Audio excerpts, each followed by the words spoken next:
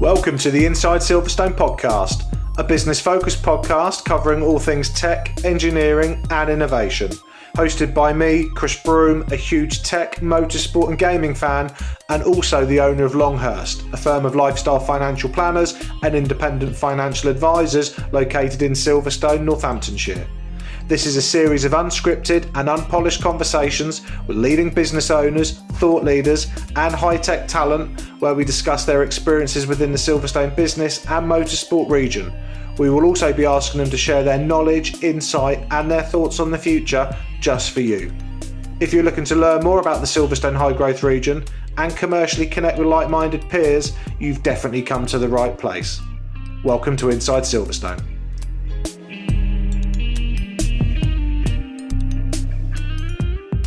Welcome to the next episode of Inside Silverstone. My name is Chris Broome and I am your host. Today I am delighted to welcome to the show Steven McCarthy from Mackart Additive. Steven, welcome to the show. Good morning, Chris. Thank you very much.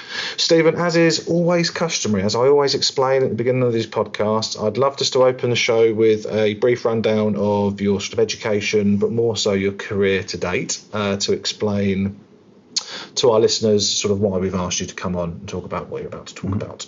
Is that okay if I do that? Absolutely. Fine. So I've got all this information off LinkedIn. So if any of this is incorrect, do let me know. But education-wise, we've got a degree in mechanical design engineering from Staffordshire University. That's correct. Where you graduated at the end of sort of 1999. That's it. Career-wise, aerospace sort of background is what I've read. So early career was a lead engineer at a company that is now called Moog Aircraft. Moog Aerospace Systems. Okay. And then you had a stint at Rolls-Royce, and then sort of between sort of 09 to 16 worked for a few businesses and organisations, the last one being United Technology. Yep, that's right. UTC, United Technical Corporations, now known as Collins Aerospace. Okay, fine. Lots of name changes along the way. And then in 2016, you founded and launched your own business, which is Mackart Additive. That's correct. So, for our listeners who, as of yet, haven't heard of you before or the business, what do you guys do? What do you specialise in? And how can you help any of the businesses that are listening? So we specialise in design and manufacture in the additive manufacturing process. So we have our own machines, in-house capability. Just stop you there quickly. What's additive? So for those that don't know what that is, what is it? So additive is manufacturing by the process of adding material rather than subtracted. That kind of captures the term. You might know it better at additive layer manufacture, because you could argue that injection moulding or casting is an additive process. Right. So we specialise in the additive layer manufacturing, predominantly in polymers. So we've got several technologies from stereolithography, which is the resin-based production, to filament deposition across a range of materials. But what we are is a specialist in that process. We understand how the machines work, they're characterised, we understand the materials, and we understand the design process for producing parts in that manufacturing technology. So all the nuances of how you form geometry, how you get the best out of the materials in the orientation and the layering, that's part of our niche, and that's what we've invested heavily in over the last couple of years in making sure that what we can offer is a robust solution for products produced by the advanced manufacturing technology of additive layer. Okay, and so what sort of things do you design and manufacture? So we do have a very broad scope. So we're an engineering firm. Our background is engineering, as you pertain to at the start, Chris. So right from component to assembly to system design and system integration, component installation or integration into subcomponents. So we'll design gears. We'll design flywheels. In fact, we've got quite a few projects on at the moment within the motorsport industry where we're looking at enhancing the performance of the flywheel and damper, and even crankshaft redesign, maximising the counterbalance opportunity. So we've got a pretty broad brush. We also have our own internal projects where we're developing components that we think have a great potential for maximising the opportunity of the process. So we're developing throttle bodies for motorsport applications, and there we've got components currently on test in environment.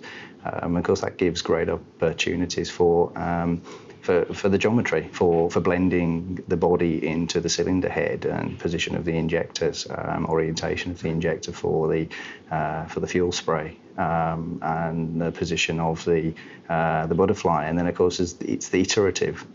It's very small steps and relatively economic steps to go from one iteration to the next and have a product ready to test in short time. Additionally, we use the technology for fit form prototyping. So, for example, if we're redesigning the crankshaft and we're modifying the counterbalances, we might want to actually make sure that new design isn't going to foul anything within the block. So we can produce single main journals and counterbalances on the process in the additive process, and actually produce a very cost-effective fit form prototype to validate the fact that the design isn't going to foul the existing structure of an engine. And things like, just picking up on what you said sort of a minute or so ago, things like the design of sort of gear components. Mm-hmm. Are you doing that in partnership with any sort of organisations around the country or locally? We are. We're working with the Manufacturing Technology Centre in Coventry. Right. Actually, we're working on with them on a case study. Right. So they've got their metrology department. We've got the technology to produce components and design the components. And part of the exercise is to really understand how well we can make a part, understand the correction factors that are needed to produce a part that is true to the intended form versus what you actually get from the machines. And let's call the machines 3D printers, a term which I would imagine the audience is probably most familiar with. So the machine being the 3D printer, a CNC machine, how does it produce a part? There's the three axes. Essentially, you're working in X, Y, and Z, and you've got the characteristics of the material, how the material behaves in extrusion and in cooling, and how does that relate back to a completed part, a finished part? How does that relate back to your intended geometry? And using the MTC's metrology department, linking that with additive manufacture, we've been able to just show the value of designing with metrology as part of the process.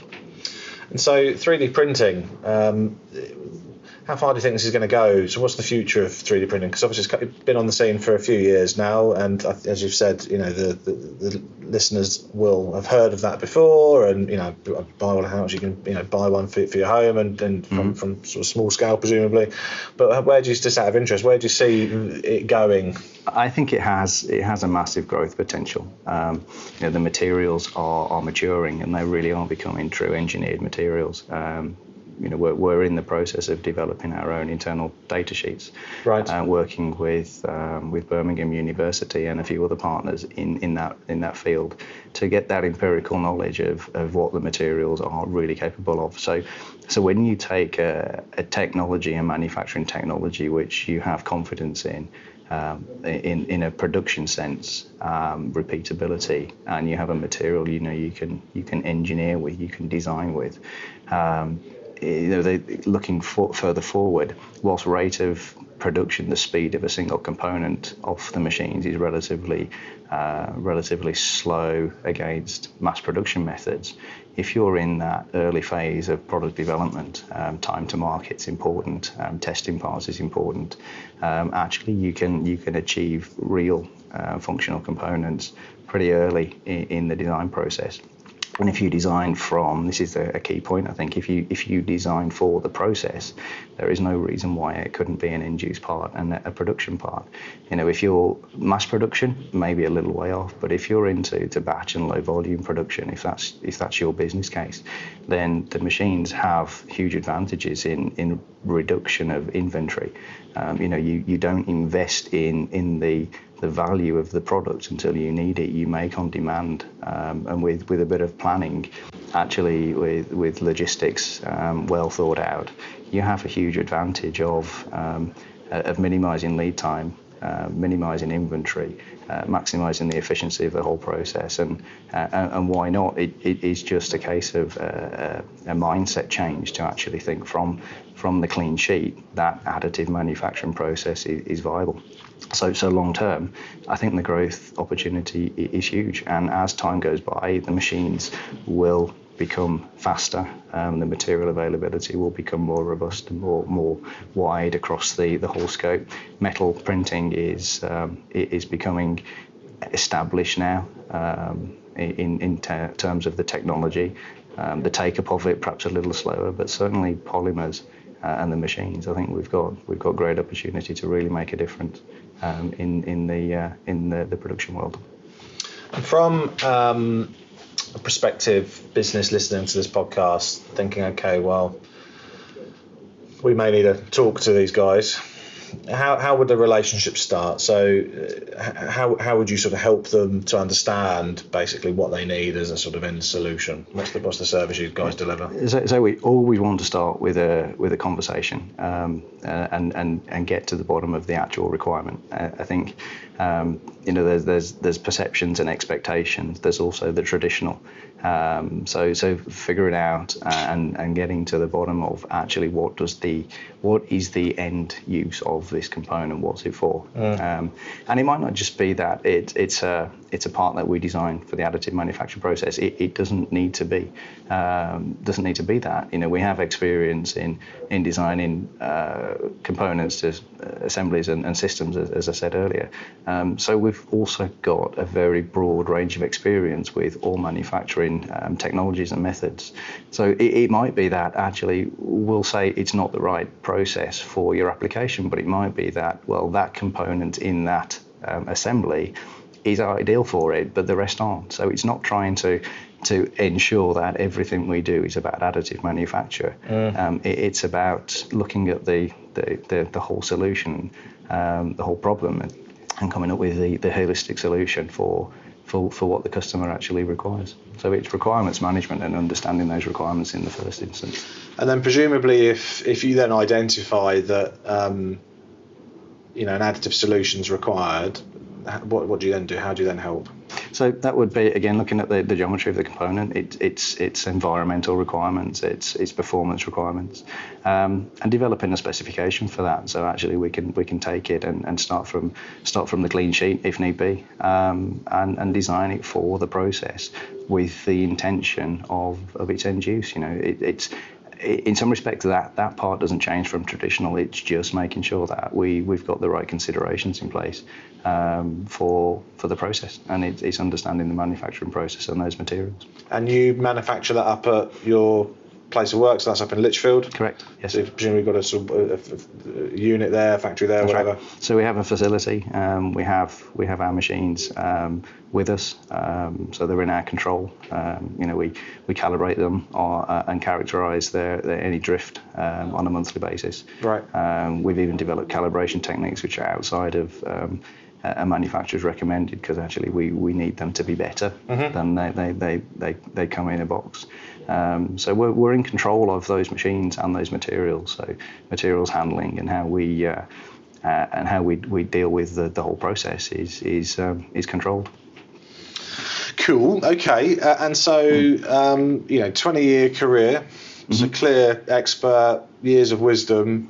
2 years ago launched the business, which is fine, which is good, and obviously relatively busy, which is good news. How are you as a business demonstrating, or going to continue to demonstrate, the fact that you guys are experts and that you are credible and a viable sort of solution for these organisations. Anything that you guys are doing from, I don't know whether there's certificates you can apply for or processes that you can sort of map out and follow and promote. Anything like that you guys are doing? Well, coming from aerospace, process is everything. Yeah. And on top of a process, to sort of give a visible credibility of that is your accreditation. So so the business has been set up on process. So everything we do has had a process developed for it. And of course, as we go through day to day, new challenges come up or new requirements land with us. We will develop a process for it. So part of actually making those processes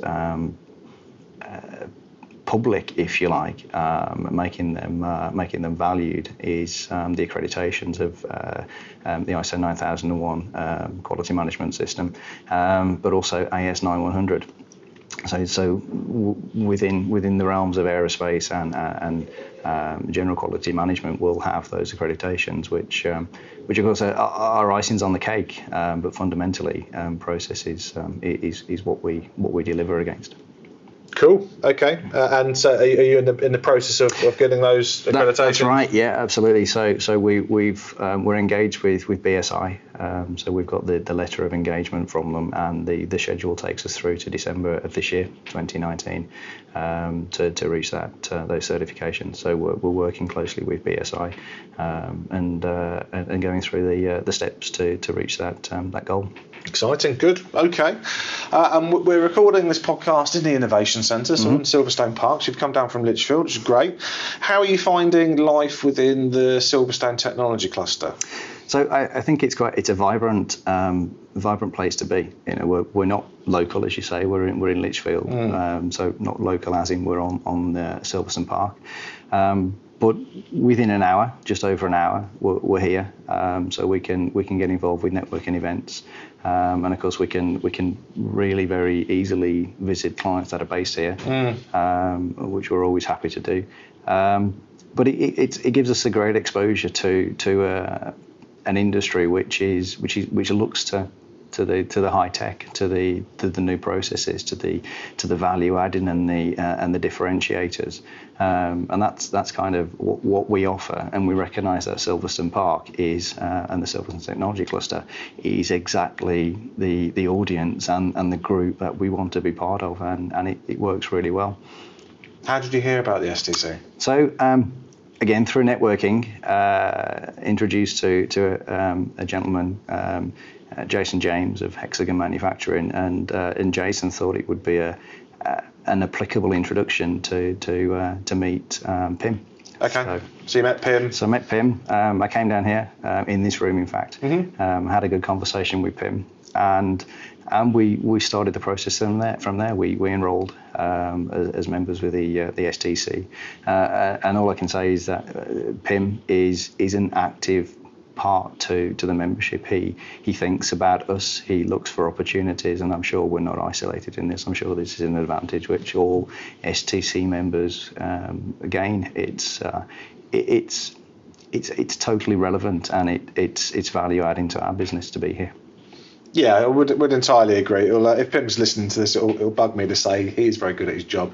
I say that with a smile. Pim and I have a beer occasionally, so he'll know what I'm mucking about. But no, yeah, the value add here from connecting the dots between businesses and business owners is absolutely priceless. So he looks for relevant introductions. Sure. He's got an eye for where the synergies, and he picks those synergies out. So it's a mutual benefit. Well, he'll introduce you and I together. Absolutely. And here we are doing a podcast. So cool. Okay. And so for those listening that are either members of the STC or otherwise, what type of businesses are you looking to sort of help? What's your sort of sweet spot? If someone's listening and they run a business of X and Y, what would that business look like? So we're looking for businesses who want to develop new product development, maximising the opportunities with the advanced manufacturing technology of 3D printing and additive manufacture.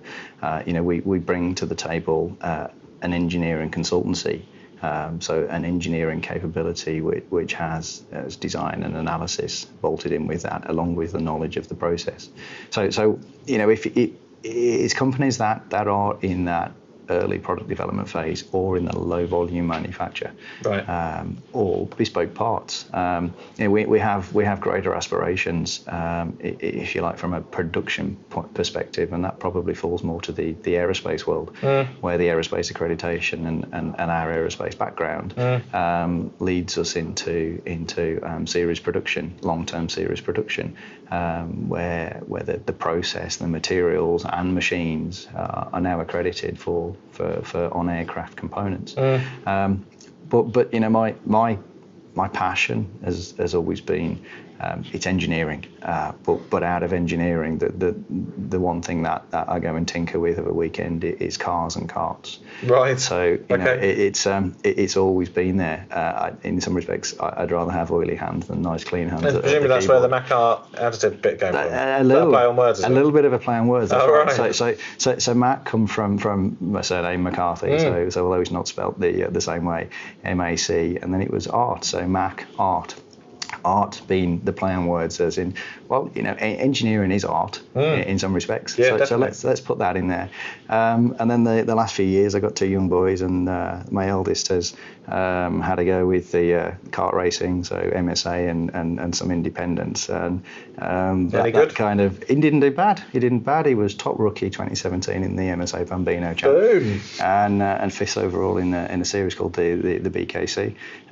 So pretty good. Future Lewis Hamilton. Good. I don't know whether he's got the fire in his belly for that, but he loves driving. I think that's the key thing. So yeah, he's got to enjoy it, right? Yeah, absolutely. Well, there's a number of race teams on site. I'm not sure if you're aware of that. So there could be a useful introduction. Right. Yeah, he's doing good. So we're moving up into cadet, and we'll see where he goes with that. But exciting. Yeah, so the K in Mackart came from Henry having a look at it and go, if you put K in there, it says kart. So there was a little bit of input. So your boy said that. Boy. Yeah, that's right. Fantastic. That's right. Yeah. It also puts a symmetry to the name. I think the K as a bit of a mirror line in there. So that's how it came about. That's how Mackart and the spelling of Mackart derived. There it is. So customer focus you've just explained, which is great. And obviously the beauty of Silverstone Park and Silverstone Technology Cluster is that businesses here and individuals, are able to partner together, even those that might not have actually necessarily originally seen natural lines of synergy or otherwise.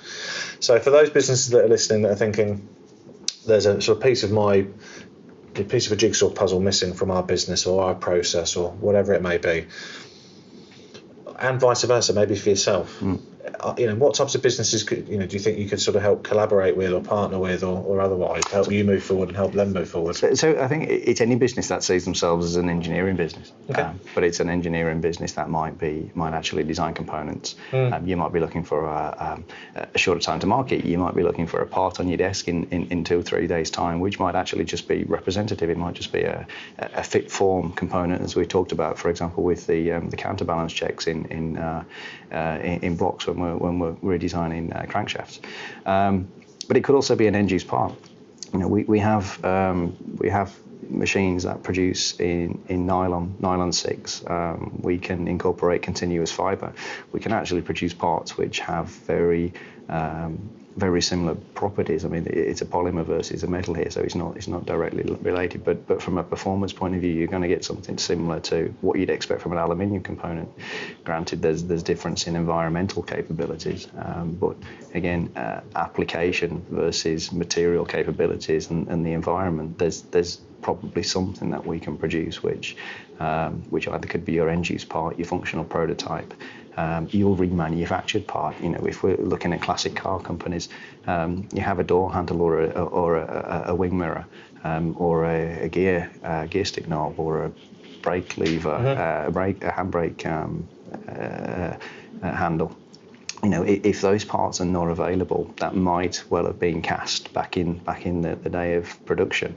There's no reason why we couldn't produce those in a polymer and post-finish them, so you get to an original finish. So we can add coatings to the polymers to give you chrome effects, or paint them. We can manipulate the surface finish by tumbling to actually get to something which is very injection mold-esque. Now what we try and do throughout the whole process is not post-process, if that makes sense. We want the part to come off the machine in a finished state, partly because that's how we maintain consistency. So when we design for the process, it's trying to minimise the interaction thereafter in post-finishing, so that the dimension we produce is the dimension you receive. So that's more for the mechanical part, the part that goes in the assembly, the part that does work. But for the more cosmetic parts, there's every opportunity to post-finish those and make a classic car look like it's got an original component on it, for example. There it is. Fine. So we're going to get on to the end of the interview.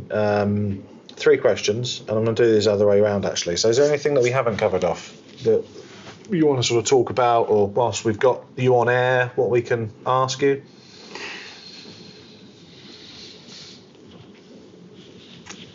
Covered everything? I think so. Yeah, I'm sort of struggling. I think I can talk a lot. I probably spoke a lot. So we're talking about genesis of the business, the name, what you guys do, what you specialise in, firms that you're looking to work with from a customer base, firms you're looking to partner with from a sort of collaboration perspective, where you guys are based, credentials, certificates.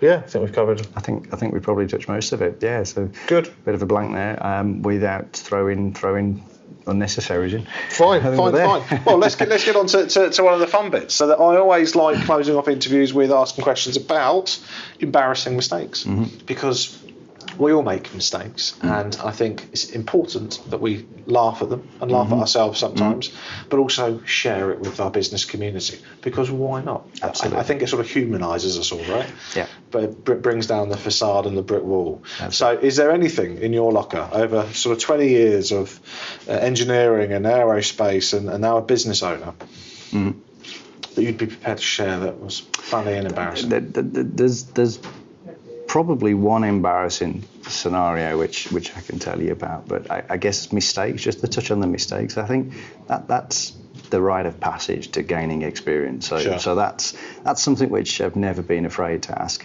what seems like a dumb question, because usually it gets the right answer.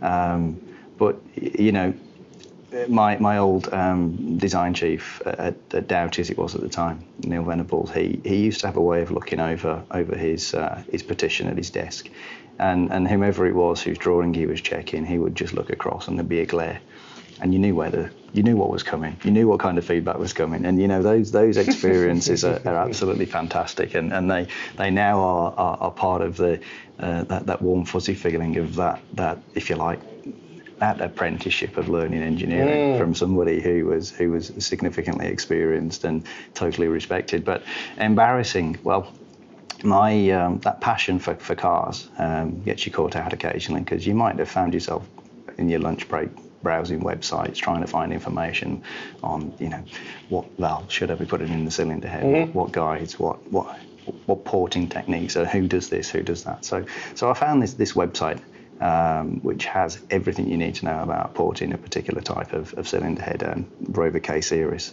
cylinder heads. And as far as I can see, it was one page. So I pressed print. Well, you know, no problem. We can print this. I can just have a read at home.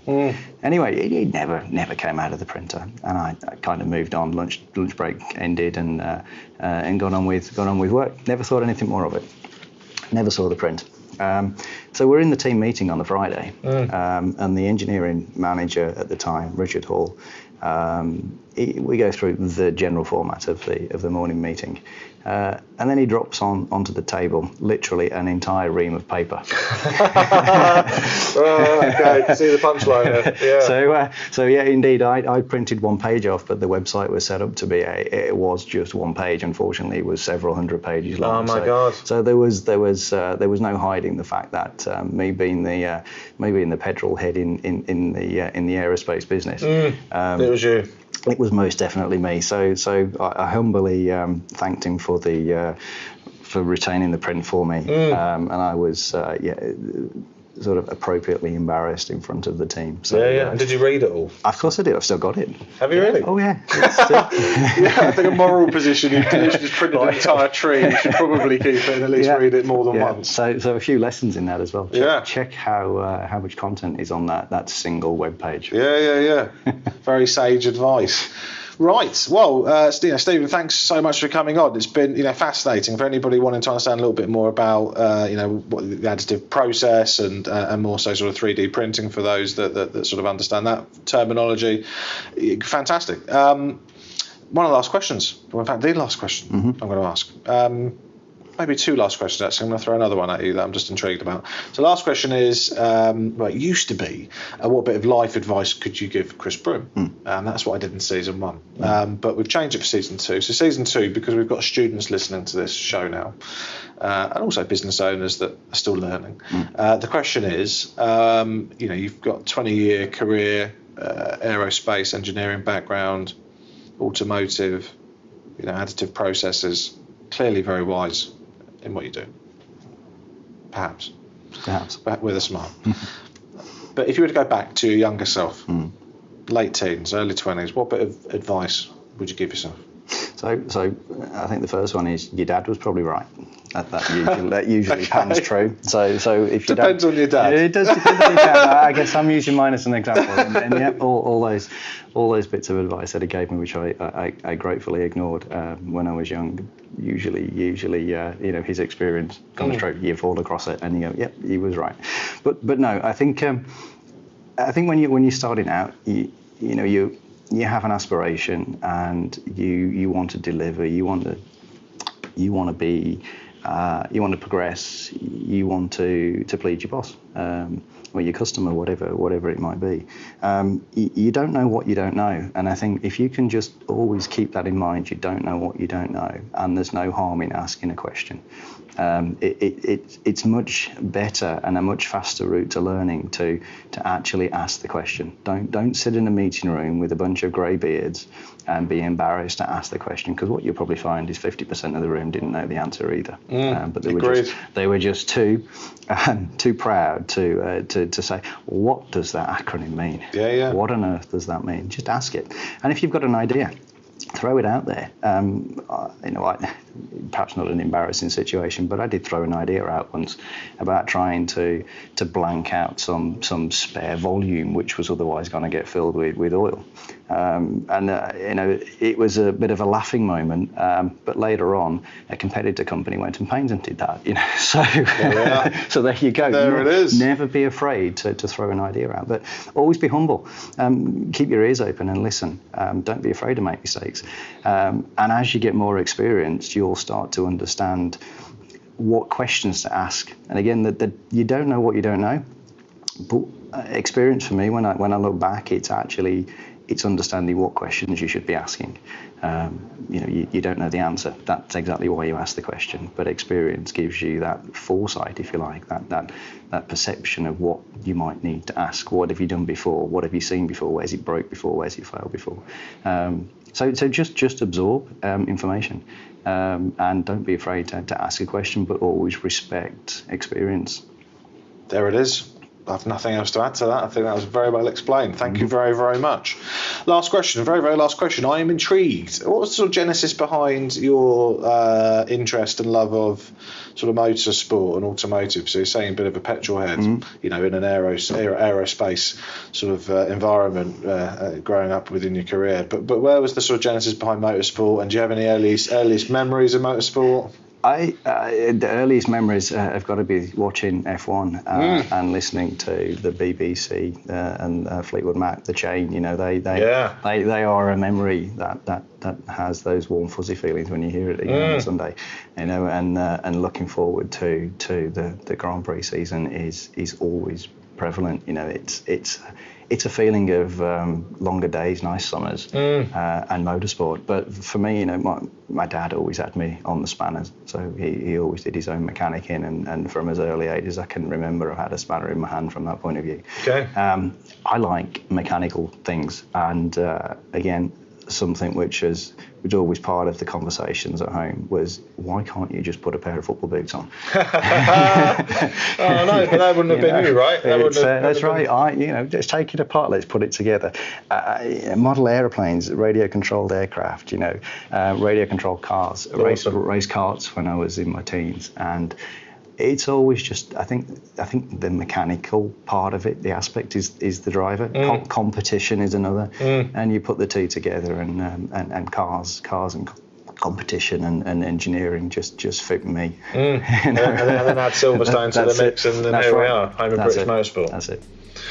Stephen, thank you so much for coming on the show. With hope in future seasons, we can get you back on to see how the business is doing, and more so how sort of relationships within the Silverstone Technology Cluster are sort of growing and hopefully being very successful. No, I appreciate that, Chris. Great opportunity, and thank you for having me. Pleasure. Speak to you soon, sir. Thank you. Cheerio. The Inside Silverstone podcast is produced by the team at Longhurst for the benefit of those with a passion for all things tech, engineering and innovation. For more information, please visit longhurst.co.uk/Inside Silverstone, whilst also remembering to give us a 5 out of 5 star rating on iTunes. Please note that neither Chris Broome or Longhurst work for Silverstone Park, Silverstone Circuit or Silverstone Technology Cluster.